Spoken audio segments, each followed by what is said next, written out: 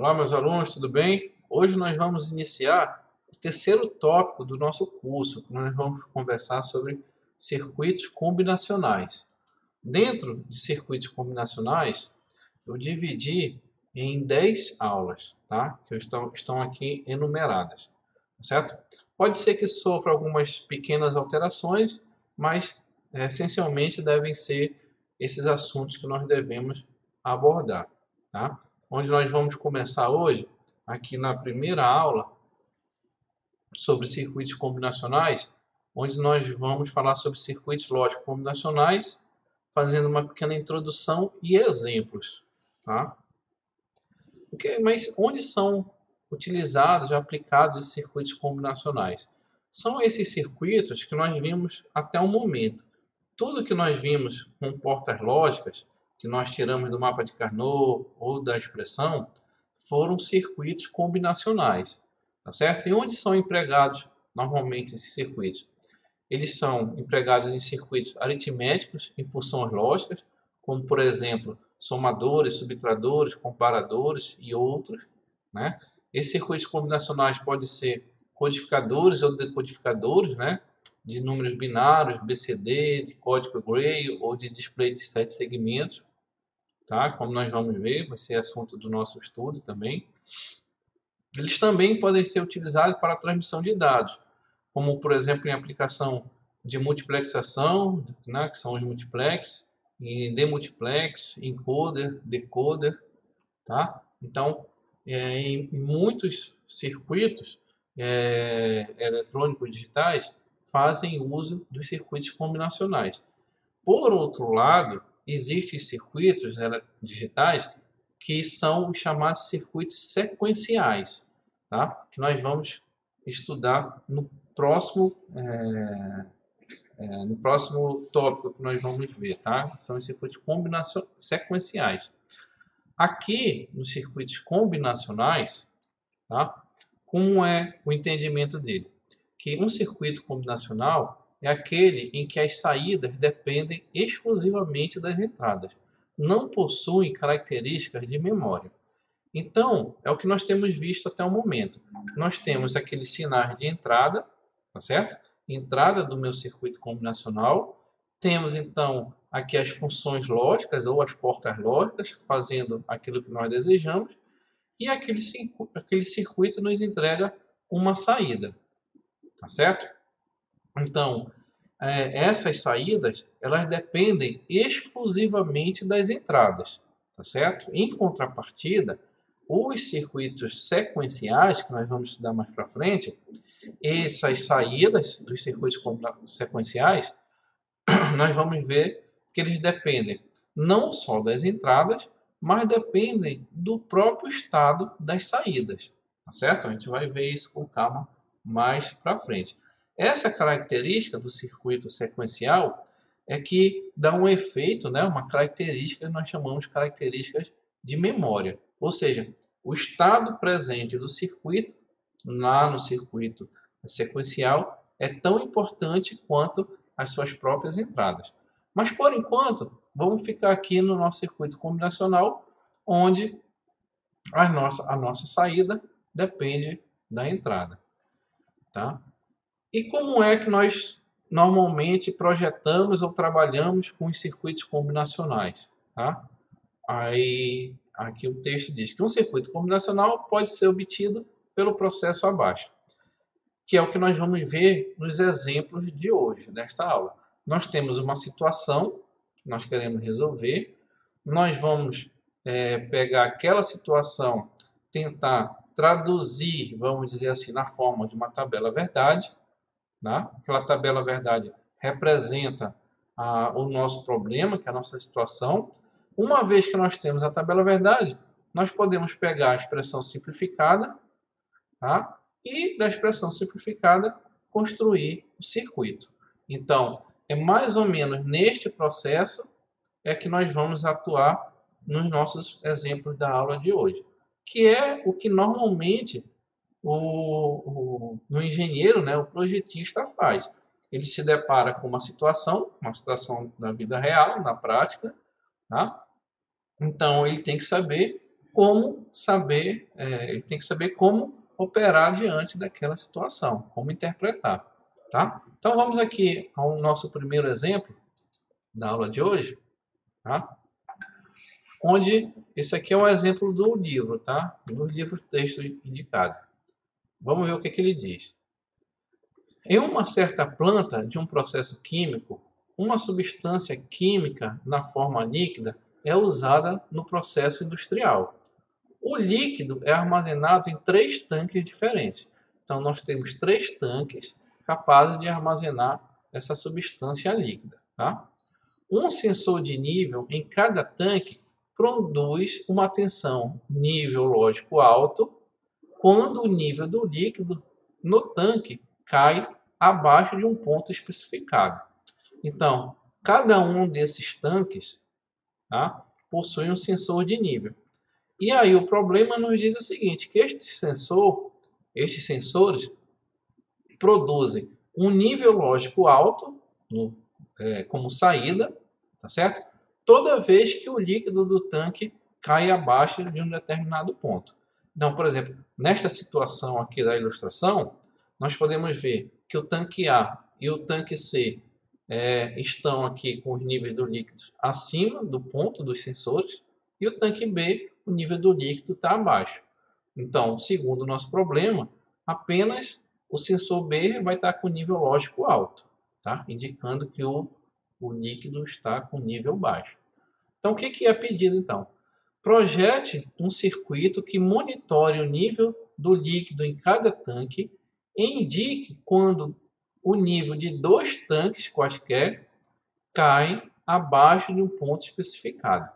Então, nós temos que fazer um projeto que vai ser um circuito combinacional que tenha como saída a indicação quando 2 desses tanques, né, ou mais, cai, o nível do líquido cai abaixo do nível aqui mostrado no sensor, tá? Indicado aqui pelo sensor.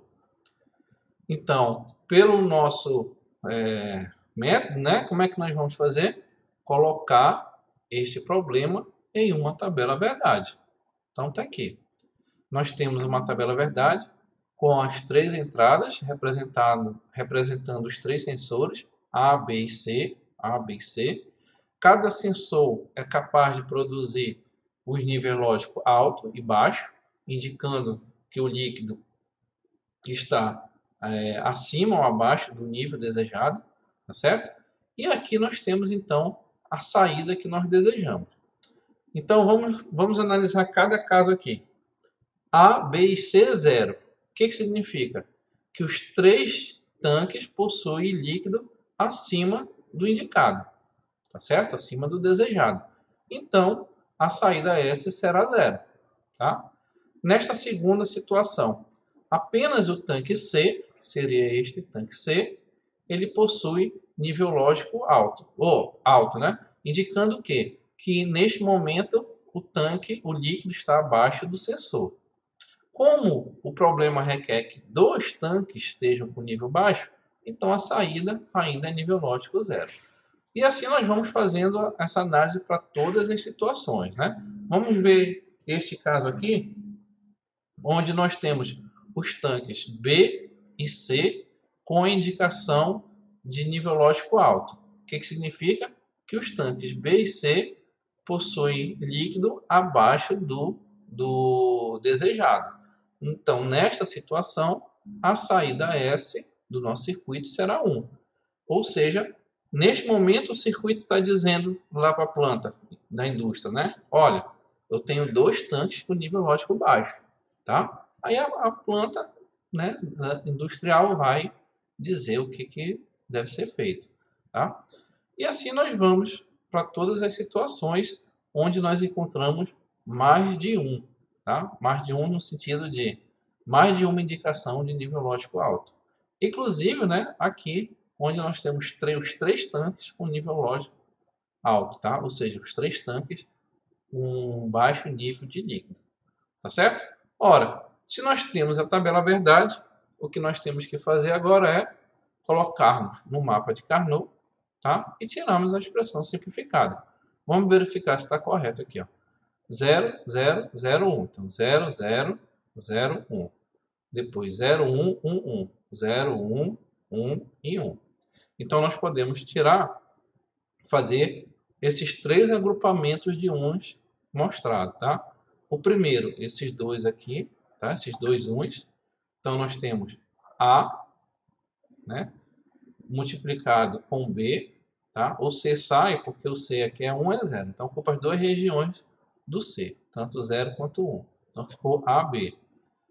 Segundo agrupamento, temos aqui esses dois 1s, A vale 1 e o C vale 1. Tá? O B sai, porque aqui o B é 0, aqui é 1. Então, sai o B. Então, ficou AC. E o terceiro, que seriam esses dois 1s, o A sai, porque está ocupando a região do A igual a 0 igual a 1. E fica o BC. BC. Então, pronto. Essa é a expressão que resulta como solução do nosso problema. Mas como ele quer o circuito, né? Só a expressão ainda não resolve. Nós temos que, então, fazer o circuito. Então, este circuito combinacional deve representar esta expressão, que é isso que nós vamos fazer. Então, tá aqui, ó. Esse é o que nós desejamos, tá certo? O circuito combinacional. Então, percebo que aqui. Primeira, vamos começar aqui por baixo. Nós temos a multiplicação de A com B. Então, sensor A multiplicado com sensor B. Depois, nós vamos somar do sensor A vezes o C. Então, sensor A vezes o C. E, por último, somar com B, sensor B com sensor C. Então, sensor B vezes o sensor C. E aqui é a função lógica OU, que para a nossa operação é uma operação de soma lógica, né? Dando, então, o resultando, então, na nossa saída S. Tá? Eu fiz detalhadamente esse primeiro exemplo, tá? Para que a gente possa acompanhar cada um das situações previstas aqui na tabela verdade. Então, na primeira situação, olha, nós temos os 3 tanques cheios, né? Acima do nível desejado. Então, nesta situação, a saída S será 0. Na segunda situação, apenas o tanque C está com nível baixo, saindo 1 aqui no seu sensor. Mas ainda assim a saída S é 0, porque eu preciso de 2 tanques com nível baixo para ele ser sinalizado como 1. Né? Aí a próxima situação, apenas o tanque B está abaixo, tá? Saída S é 0. Na outra situação, finalmente nós temos 2 tanques com nível lógico ou 2 tanques com o líquido abaixo do desejado, tá? Então esses 2 sensores estão saindo 1, certo? Então percebo que essa porta lógica vai multiplicar os dois 1s, tá? Saindo 1 aqui para a porta U e produzindo 1 na saída S. Tá certo? Então, essa foi a primeira situação que a saída S foi 1. Na próxima, nós temos apenas o tanque A com nível de líquido baixo, tá? Então, a saída do sensor é nível lógico alto, ou 1. Mas a saída S permanece 0, porque só tem um tanque. Na próxima situação, nós temos o tanque A e C com líquido baixo, tá? E produzindo a saída 1. Tá? A mesma coisa aqui para outra situação, onde nós temos A e B, né? Com os 2 tanques com o líquido baixo, os sensores vão indicar, né? E aí a saída S será 1. E finalmente a última situação, os 3 tanques vazios, né? Os 3 tanques com líquido baixo, né? Esse tem que ser 1 mesmo, né? Porque indica aí para o processo que eles estão com falta aí do líquido, né? Então, eu acho que esse foi o nosso primeiro exemplo sobre circuitos combinacionais, onde nos é dado uma questão a ser resolvida, tá? Vamos para o nosso segundo exemplo, onde vamos ler aqui o enunciado da questão, tá? Projetar um circuito lógico que controla uma porta de um elevador em um prédio de 3 andares, tá? Então, eu tenho um prédio de 3 andares e eu quero controlar essa porta, né? Controlar no sentido de poder abrir e fechar a porta, tá? O circuito possui 4 entradas, onde M é um sinal lógico que indica quando o elevador está se movendo. M igual a 1, no caso de estar se movendo, ou parado, M igual a 0. Então, nosso circuito, nós vamos ter aqui 4 entradas, né? Tá? Começando aqui pelo M, que vai indicar se o elevador está em movimento ou não. Tá?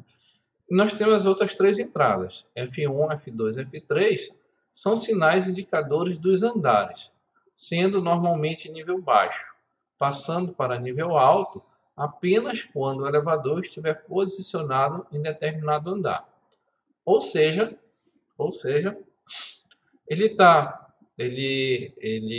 esses 3 sinais, F1, F2, F3, é para dizer quando é que um elevador está num determinado andar. Então, se ele estiver aqui no primeiro andar, F1 vai ser sinalizado. Se estiver no segundo, F2. E se estiver no terceiro, F3. Tá? Por exemplo, quando estiver no segundo andar, F2 é igual a 1. Então, ele está sinalizando que está no segundo andar. E F1 e F3 serão igual a 0. Tá? A saída do circuito é o sinal A, que normalmente é nível baixo. Então, normalmente nível baixo. E vai para nível alto quando a porta do elevador precisa ser aberta. Ou seja, eu quero que esse circuito tenha um nível lógico alto apenas quando a porta precisar ser aberta. Tá certo? Do contrário, ela vai ter que ser 0. Tá certo? Então, como nós já sabemos, a primeira coisa que nós vamos fazer é levantar a tabela verdade. Certo? Já coloquei tudo junto aqui, mas nós podemos verificar o que está acontecendo em cada uma das situações. Tá certo? Então, vamos lá. Lembrando aqui que com a variável M, né? A entrada de sinal M, 1 está movendo e 0 o elevador está parado. Bom, uma das coisas que a gente já conclui é que se o elevador está se movimentando, tá? Então a porta não vai poder abrir, certo? A porta não vai poder abrir. Então vamos aqui analisar essa situação. Primeira situação: elevador parado, tá? Elevador parado. E F1, F2, F3, tá? Não está sinalizando. Então ele não está em nenhum andar, né? Tá perdido aí esse elevador aí. Então, porta fechada. Eu revendo agora, lendo essa questão com vocês, eu colocaria aqui como uma situação irrelevante. Tá? Por que eu colocaria como uma situação irrelevante? Porque essa situação não deve acontecer, né? Ele deve estar em algum andar, né? Com o elevador parado. Tá? Então eu colocaria irrelevante. Mas eu devo ter colocado o exemplo do livro, né? Também do livro. Ele deve ter usado 0 lá. Então vamos considerar nesta situação porta fechada. Tudo bem, porta fechada. Aqui, segunda situação, elevador parado e elevador no andar 3, F3. Tudo bem, então abre a porta. Elevador parado, andar 2, abre a porta. Elevador parado, opa, olha, aqui nessa tabela está dizendo que o elevador está no segundo e no terceiro andar. Dado que a gente conhece o problema, né, que o elevador não vai poder estar nos 2 andares ao mesmo tempo e parado, então, para o meu circuito é uma situação que nunca vai acontecer, né? Eu não vou poder ter essa situação, tá certo? Então, é uma situação irrelevante, tá? Outra situação, elevador parado no andar 1, pode abrir a porta. Outra, elevador parado e a minha sinalização que ele está no primeiro e no terceiro andar. Aí é que não pode mesmo, né? Como é que ele vai estar ocupando o terceiro e o primeiro andar ao mesmo tempo? Então, esta situação nunca deve ocorrer na entrada desse circuito. Então, no meu projeto, eu vou considerar uma situação irrelevante. Tá? Mesma coisa para as outras duas situações, né? Aqui, elevador parado, aqui ele está no F1, F2, e aqui ele está no F1, F2, F3. Então, estas situações aqui nunca devem ocorrer. Daí, ser considerado irrelevante. Tá? Vamos passar agora para quando o elevador está em movimento.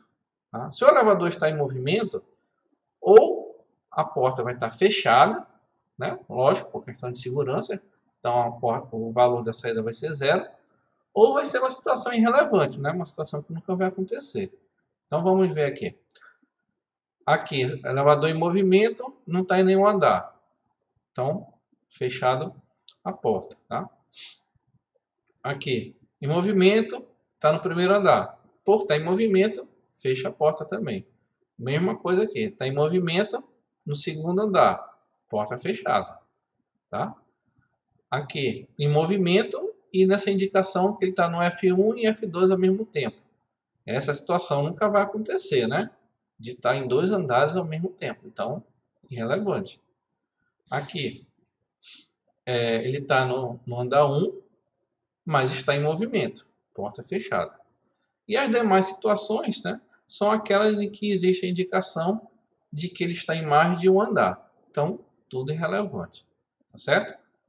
Ainda mais que está em movimento. Então, situação irrelevante, não vai poder ocupar mais de um andar.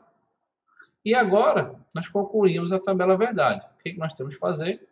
Colocar no mapa de Carnot para encontrarmos a situação do circuito simplificado.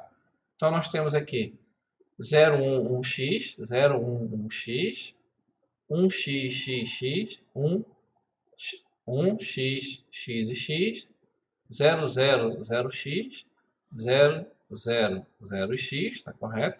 0x, x, x, 0, x, x e x. Então, pronto, temos agora o mapa de Carnot. Vamos então fazer os agrupamentos. Lembrando que as situações irrelevantes, que são os x, eles são os coringa, né? Vamos dizer assim. Eles podem ser circundados, né? Agrupados como se fossem um, ou não precisam ser circundados, no caso, como se fossem zero. Tá? Então, tá aí o que nós podemos circundar aí nesse projeto, né? O primeiro aqui, ó, tá? Esses quatro aqui, um com x, né? Tá? Onde nós temos que M, F1. Então, M barrado, F1. Tá? Então, M barrado, F1. Tá? F2 e F3 saem porque eles ocupam a região vale 0 e vale 1. Tá? Outro agrupamento, esses quatro aqui. Tá? Então, em relação ao M, é 0. Então, M barrado. Em relação ao F1, sai porque está ocupando as duas regiões. Em relação a F2, F2 é igual a 1. Então, F2. Então, M barrado, F2. E o F3 sai porque ocupa a região que vale igual a 1 e vale igual a 0. Então, ficou M barrado vezes F2. Por último, o último agrupamento de 4 também, nós temos, vamos verificar em relação à variável M, M barrado. Em relação à variável F1 no caso, F1 sai, ocupa as duas regiões. Em relação a F2, F2 sai, porque ocupa as duas regiões, de 0 e 1. E F3 vale 1, então F3 vale 1. Então ficou M barrado vezes F3, esse último agrupamento aqui marcado de vez. Tanto aqui, M barrado F3. Essa aqui já estaria correta, a expressão simplificada, tá certo? Mas nós podemos, como nós sabemos trabalhar com a álgebra booleana, tá? Nós já aprendemos também várias propriedades, nós podemos colocar o M barrado aqui em evidência, tá certo? E ficou então M barrado multiplicado pela soma de F1, F2 e F3. Então, este é o nosso circuito, tá? De controle, vamos dizer assim, do nosso elevador. Então, tá aqui, ó. M barrado, né? A negação do M, multiplicado com a soma de F1, F2 e F3.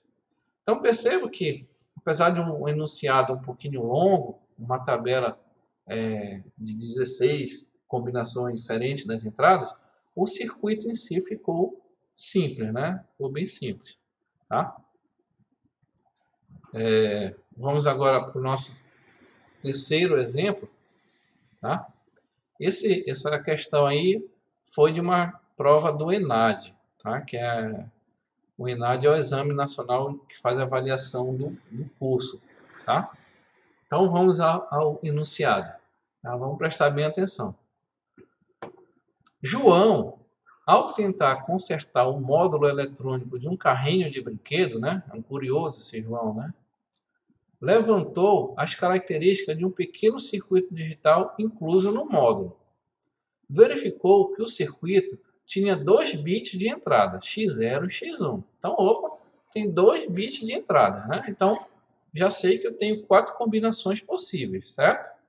E 1 bit de saída. Os bits x0 e x1 eram utilizados para representar valores inteiros de 0 a 3.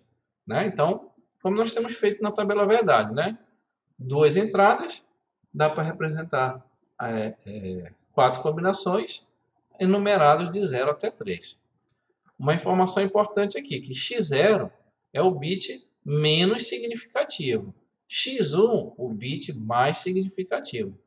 Após testes, João verificou que a saída do circuito é 0 para todos os valores de entrada, exceto para o valor 2. Tá? Qual das expressões a seguir representa adequadamente o circuito analisado por João? Então, é dadas as situações aqui. Tá? Então, como nós podemos fazer? Colocando numa tabela verdade. Tá? Se nós temos 2 entradas, nós vamos ter, então, 4 combinações enumeradas aqui de 0 até 3, como nós estamos acostumados e como está no enunciado da questão. Tá? Então, voltando aqui, ele diz que o João verificou que a saída do circuito é 0 para todos os valores, exceto para o valor 2. Então, o valor 2 vai ser a única combinação em que a saída S vale 1.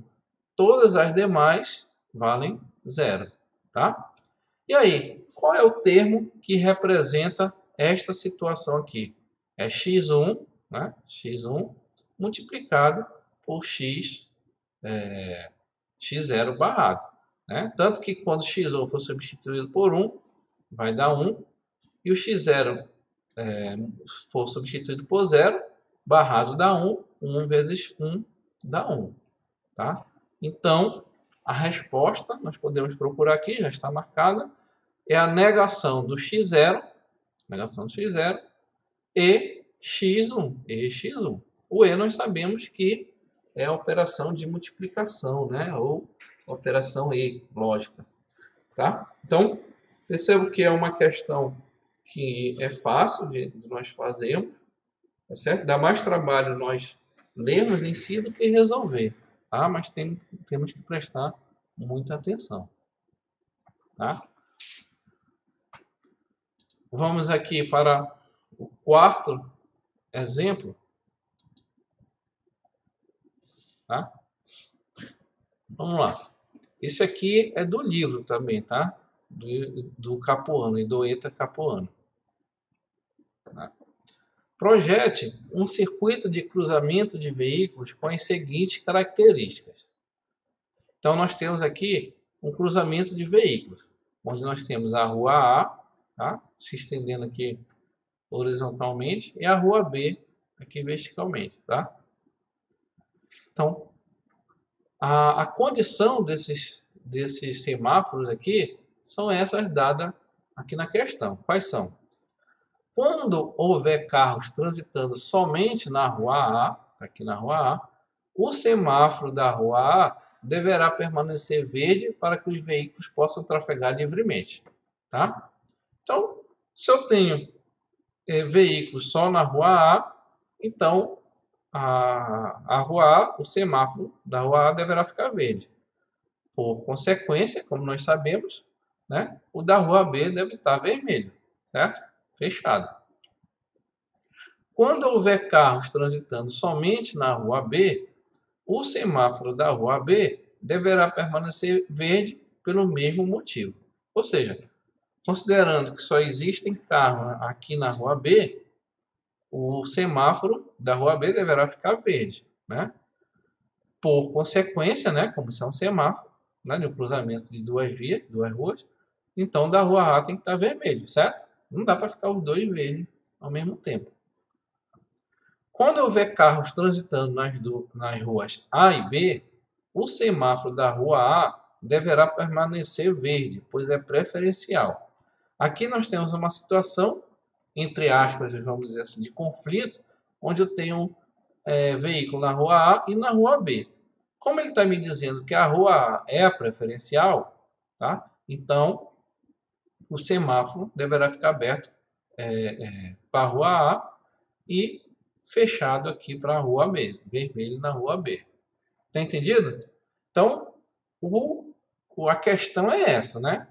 Então, foi dado apenas relatando as condições do problema. O que nós temos que fazer é a devida interpretação e colocar de forma que a gente possa resolver encontrando o nosso circuito combinacional. Tá certo? Então, vamos lá para algumas convenções que a gente vai usar, né? Tá aqui, já coloquei. Que o nosso circuito ele terá duas entradas. As entradas que eu vou chamar de A e de B, tá? Como se fossem sensores instalados nessas ruas. De tal forma que, quando eu tiver carro na rua A, o sinal A será 1. Tá? Quando existirem carro na rua B, o sinal B será 1. Tá? Então, vamos dizer assim, sensores instalados aí nessas ruas que vão sinalizar com 0 ou com 1. 0 não tem carro e 1 tem carro passando naquela via. Tá certo? E nós vamos ter 4 saídas. Tá? Preste atenção aqui na nomenclatura. Eu estou utilizando aqui AVD, é o semáforo A verde. Tá? AVM é o semáforo A vermelho. BVD é o semáforo B verde. E o BVM é o semáforo B vermelho. Tá certo?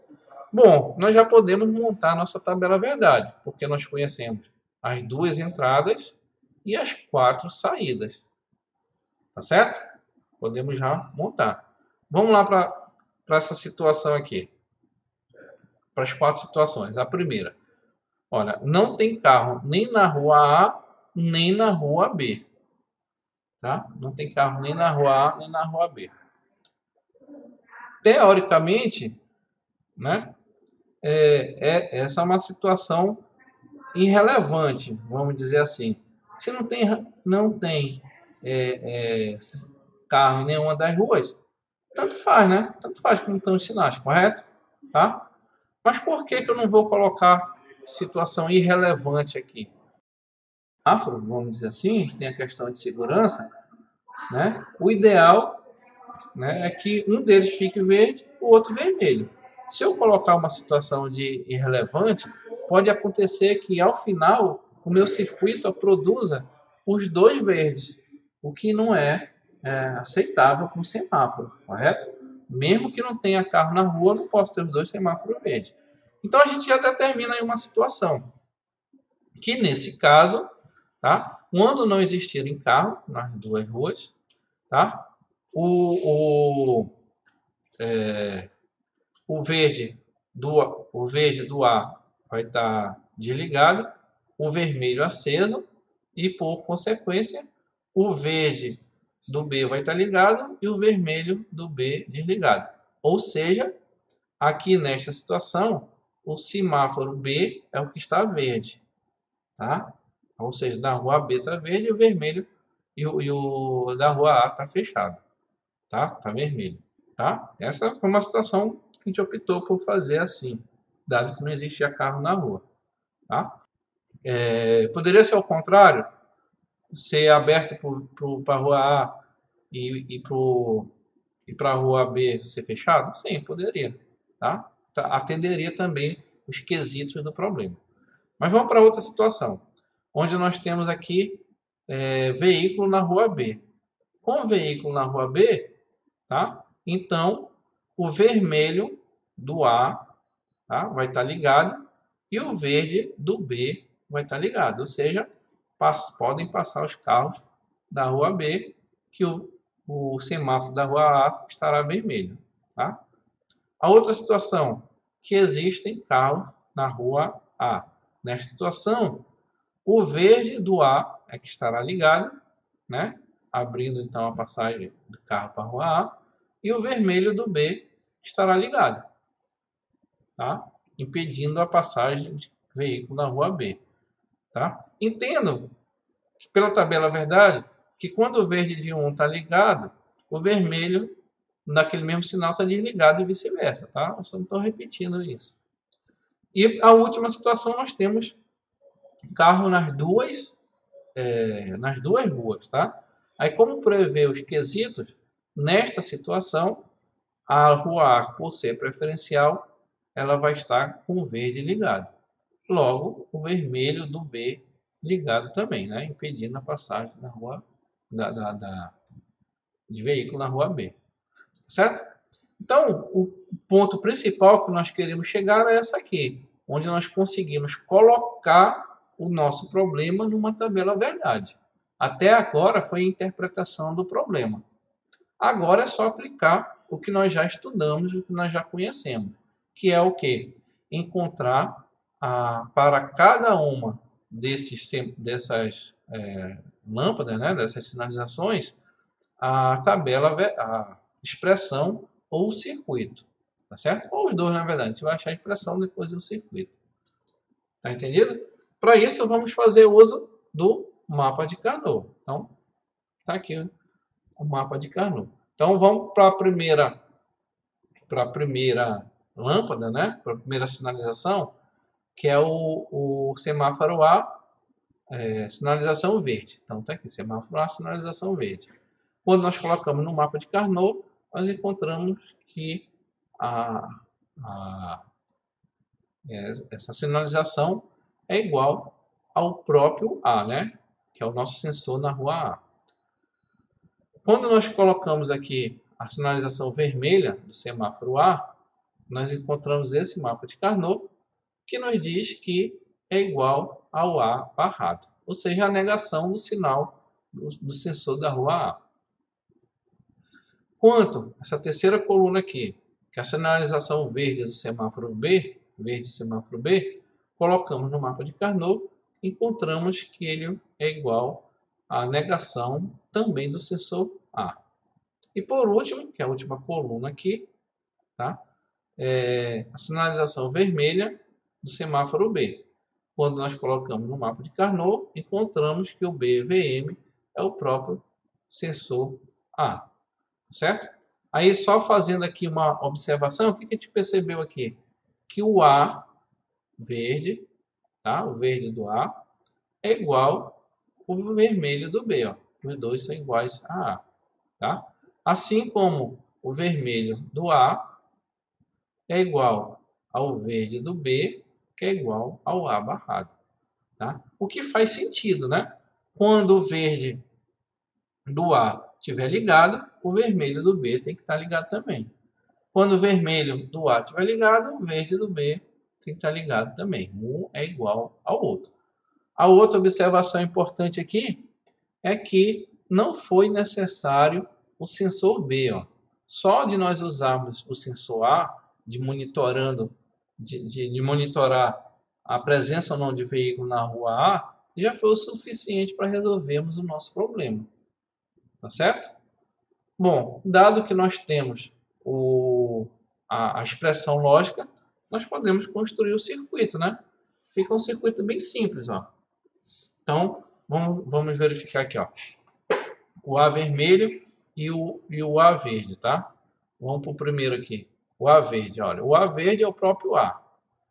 Então, o A verde está aqui, ó. O A verde, tá? Tá ligado no próprio A. Lembrando que esse aqui é um buffer, né? Um buffer não inversor. tá? Isso aqui é um inversor, tá? Então, o próprio A vai para o verde. Assim como ele é igual também ao vermelho do B. Então, o próprio sinal do A, tá, vai para o vermelho do B. Já o vermelho do A, tá aqui, o vermelho do A, quanto o verde do B é igual a A barrado. Então, está aqui o sinal A, faz a inversão e vai para a sinalização vermelha do A e o verde do B. Tá? Então, a primeira situação é essa. Ó. Não tem carro na rua A. Tá? Ou seja, A igual a zero. O que significa? São essas duas situações aqui. Que o vermelho do A vai estar apagado, vai estar aceso, assim como o verde do B. Tá? E a outra situação é quando tem carro na rua A. Quando tiver carro na rua A, o nosso problema agora é esse, né? Fica o verde para o A, já que ele é preferencial, né? E vermelho no semáforo B. Tá? Então, passando rápido aqui os dois slides, voltando, ó, tudo que a gente tem é aquilo que a gente esperava, né? Quando é vermelho num, verde no outro. Tá? Tá? E com isso a gente encerra esse quarto exemplo de circuitos combinacionais. Vamos para o quinto exemplo, que também é do livro, se eu não me engano, do Capuano, tá certo? Onde é solicitado para a gente fazer um decodificador de prioridade. Tá? Vamos lá. Deseja-se utilizar um amplificador para ligar 3 aparelhos. Esse é um aparelho bem antigo, por sinal, né? Acho que vocês nem chegaram a conhecer esses aparelhos, né? Um toca-fita, um toca-disco e um rádio FM. Tá? O circuito lógico será elaborado com as seguintes prioridades. Olha, quando ele diz prioridade, significa o seguinte, que este amplificador ele pode receber um som desses 3 equipamentos, um toca-disco, um toca-fita e um rádio FM. Só que, se existir mais de um desses equipamentos produzindo som para um amplificador, ele vai ter que dizer quem é que ele vai amplificar, ou seja, quem é a prioridade. Tá? E quem tem, na nossa questão aqui, maior prioridade é o toca-disco, depois o toca-fita, depois o rádio FM. Tá? De tal forma que se tiver o toca-fita ligado e o disco, o amplificador deve tocar o disco. Tá? Tem maior prioridade. Então, como é que a gente vai equacionar aí o nosso problema? Tá? Vamos colocar aqui nessas tabelas aqui. Prioridade. 1, toca-disco, 2, toca-fita e rádio FM, que é o que nos foi dado. Tá? Nós vamos ter, então, 3 entradas. Tá? Quais são as entradas? Chamamos de A, B e C. Certo? Isso nós estamos dando o nome para essas entradas. A, B e C. O que seria esse A, B e C? Seria para dizer se esses equipamentos estão ligados ou não. Tá? Então, ele é uma entrada para o nosso circuito. De tal forma que 0 é desligado e 1 é ligado. Tá? Então, nós já podemos prever que a nossa tabela verdade terá 8 combinações diferentes, porque nós temos 3 entradas binárias, tá certo? E as saídas? Entendam as saídas, tá? Como sendo essas chaves aqui, ó. Essas chaves são capazes de ligar cada um desses equipamentos a um amplificador, de tal forma que, se a saída S tiver valor 0, significa que a chave está aberta. Tá? Ou seja, aquele equipamento não está ligado a um amplificador. Se a saída S for 1, tá? Uma das saídas S for 1, significa que a chave está fechada. Certo? Ou seja, aquele equipamento está ligado a um amplificador. Tá? Percebo que eu só vou poder ter uma das saídas igual a 1. Tá certo? Eu não vou poder ter 2 equipamentos ou 3 ligados ao amplificador. Então, o que nós vamos fazer agora é montar a tabela verdade. Tá certo? Então, vamos lá ver a nossa tabela verdade. Primeira situação. Tudo desligado. Tanto disco, fita quanto rádio. Então, nesta situação, eu vou colocar aqui irrelevante, né? Tanto faz o que eu vou fazer com essas chaves aqui. Tá? Isso foi uma opção de projeto, tá certo? Tá? Isso aí, cada projetista tem faz a sua avaliação. Eu poderia dizer assim, não, quando tiver todo mundo desligado, eu vou deixar o de maior prioridade, que é aqui o toca-disco, né? Tá? É o A, o SA, tá? Eu vou deixar ele ligado no amplificador, por exemplo, tá? Ou então eu poderia dizer assim, como não tem nenhum ligado, eu vou desligar todas as chaves, eu vou deixar tudo zero. Tá? Isso depende do projetista, tá? Desde que satisfaça as condições do enunciado da questão, tá? Ou do problema que nós vamos resolver. Outra situação, somente o C é 1, ou seja, só o rádio está ligado. Olha, se só o rádio está ligado, eu vou ligar a chave SC. Então, vamos ligar essa chave para ele ir para o amplificador. Pronto. Outra situação, só o B, que é o toca-fita, está ligado. Se é só ele, vamos ligar só a chave B. Ó. Então, só a chave B é ligada. Tá? Próxima situação, ele me diz que tanto o B quanto o C, toca-fita e rádio FM, estão ligados. Aí nós vamos para a prioridade. Quem é que tem prioridade? Toca-fita ou rádio FM? É o toca-fita. Se é o rádio toca-fita, então a chave B estará ligada e desliga o rádio FM. Tá? Apesar de ele estar ligado, ele não tem prioridade sobre o toca-fita. E assim nós vamos fazendo. A próxima situação, só o disco está ligado. Então eu ligo só a chave A. Então ligar só a chave A. Aqui eu já tenho tanto o toca-disco quanto o rádio ligado. Como a prioridade é do toca-disco, liga-se a chave do toca-disco, que é a chave A. Aqui, toca-disco e toca-fita ligado. Prioridade do toca-disco, deixa a chave do toca-disco ligada. Tá? E por último, a última situação, os três estão ligados. Obedecendo a nossa prioridade, somente a chave A estará fechada, né? Que é do toca-disco. Então, somente a chave A está ligada.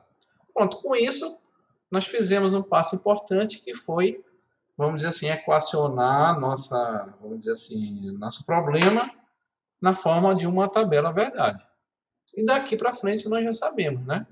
Nós devemos colocar cada uma das saídas em um mapa de Carnot, tá certo? Em um mapa de Carnot e achar a expressão. Tá? Aqui está diferente um pouco o mapa de Carnot, mas a gente se habituar com outra forma também. Tá? Então, a primeira situação, né, da chave A está aqui. X000, X000, 1111, agrupando esses 4 uns, saída A é igual ao sinal A. Então, está aqui. Tá? Próximo. X011, X011, 0000. Só dá para agrupar esses dois aqui, né, de uma vez só. Então, nós vamos ter A barrado B, tá? Barrado B. O C, ele ocupa as duas regiões aqui, do C barrado e do C. Então, sai o C. E, por último, nós temos aqui X100, X100. O resto tudo é zero, né? Então, o zero tudo é zero. Nós temos este 1, que nós podemos agrupar junto com este X aqui, né? Tá? Uma situação irrelevante. Então, nós percebemos que está A barrado, tá? A barrado, multiplicado com o B barrado, vezes o B barrado. O C ele sai porque ele está ligado tanto em C barra quanto em C. Ligado não, né? Ocupa as duas regiões. Tá?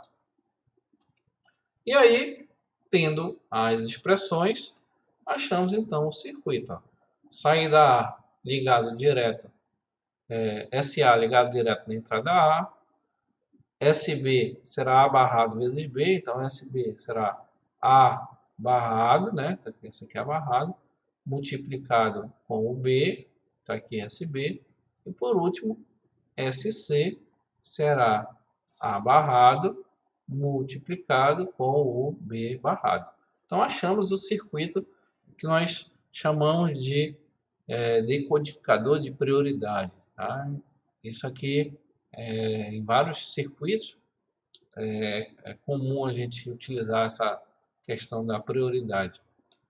Bom, com isso eu vou encerrar a aula de hoje, tá? Nossa primeira aula sobre circuitos combinacionais, e eu aguardo vocês na próxima aula, onde nós vamos fazer já a introdução de alguns códigos que nós utilizamos na eletrônica digital. Tá? Obrigado.